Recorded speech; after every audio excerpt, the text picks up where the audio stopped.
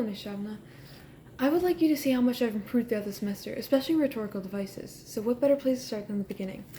On Beloved, pages 3 to 23, book 1, it states, "The bread that Denver is eating on page 23 represents her past and her blissful memories due to the syntax structure of the page, ordering her memories of her family members before the split apart or them running away or them dying, and how current day she feels lonely, and how she slowly, methodically, miserably, she ate it. It represents how she adores the past and has a positive outlook on it, but in the present she has a negative one, the exact opposite of Seth's." And going off of this kind of obsession with the past, you could definitely see this in Beloved when she comes into play. But before Beloved comes into play, as we can see on pages 45 to 65,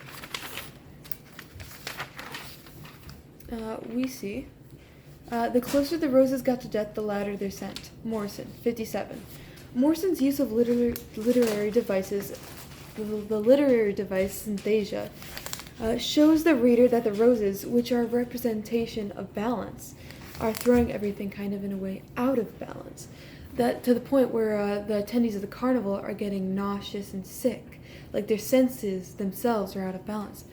You cannot hear scent, that is obvious, but from the roses dying through, and I believe that Beloved came into play while the roses were dying, that in itself, in truth, that the senses were being manipulated.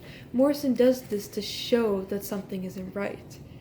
It's to show the reader that something is out of place.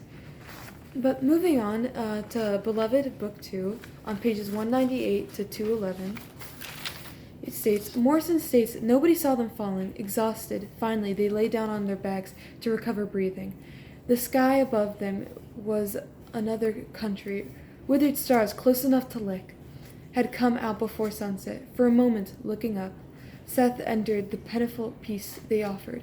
Morrison, 205 to 206. Morrison used repetition earlier on the page 205 of "Nobody saw them falling," making the reader think or perceive seclusion of the three girls. Seclusion just like how they were in the beginning of the book, secluded in 124. But nothing lasts forever, and the past doesn't align with the present, so that seclusion ends, and without it, so will Beloved. That seclusion, while it ends, so will Beloved. Morrison's imagery announces almost like a dreamlike mood for the reader, and I believe Morrison does this to just state that Beloved herself, is in a way kind of like a dream. Nobody, in the beginning, no one really knows if she's there, and at the end, it almost kind of doesn't feel right. And going off of this at the end, if we go to Beloved, Book 3, on pages 321 to 323, text states, "There's a loneliness that can be rocked, arms crossed, knees drawn up, holding on this motion, unlike a ship smooth encountered the rocks. This is an inside kind, unwrapped tight like skin. Then there is a loneliness that rouses no rocking on holding it down. It is alive on its own." Morrison, 333. The page number 333 correlates with Beloved herself. She is the third child, and this entire section, this chapter, begins with her, just like the book. It all ties back to Beloved. But moving on from that, what is it? Morrison's use of diction, personification, the repetition, and the imagery alludes to Beloved.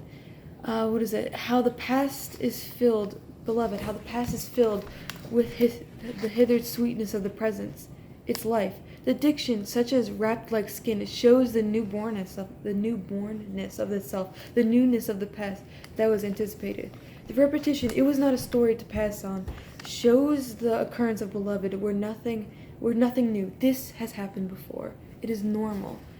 In 60 million and more, it's a normal story. The past haunting the present. The past haunting the people affected by it.